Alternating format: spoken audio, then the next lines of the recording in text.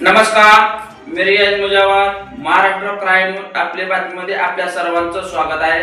चला पाहूया आजच्या घडामोडी. नमस्कार, मी गणेश अंकुशराव. चंद्रभागेच्या पात्रात इस्कॉन घाटा जवळ सकाळी एक आंध्र प्रदेशातला मुलगा बुडाला आणि चंद्रभागेला पाणी भरपूर आले. आम्ही शासनाकडे वारंवार मागणी करतोय की चंद्रभागेतील स्थानिक आदिवासी रेस्क्यू टीम इथं कायमस्वरूपी शासनाने ठेवावी अशी आम्ही मागणी करतोय. आणि मंत्रालयातनं सुद्धा तो कागद खाली आलाय, पण मंदिर समिती जाणून बुजून या गोष्टीकडे दुर्लक्ष करते. मंदिर समिती नाही तिथं वायपट खर्च करते, पण त्यांना एखादी चंद्रभागेत येणाऱ्या भाविकाच्या सुरक्षेसाठी एखादी टीम नेमावी असं वाटत नाही.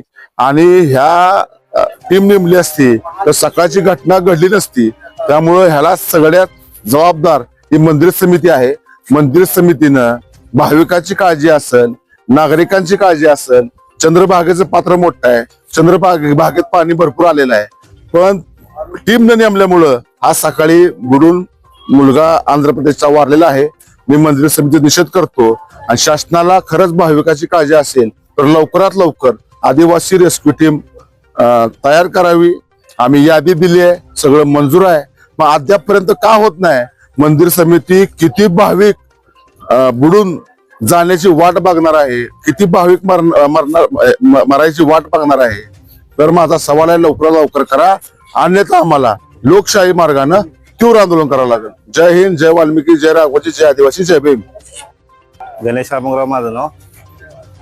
इथे बसलो, तुम्ही पोरग बुडाला तिथे परत जाऊन प्रयत्न केला, पण काय ते गावलं नाही. आता बचाव करायला बोटवाले आले, ते त्यांचं काम चालू आहे.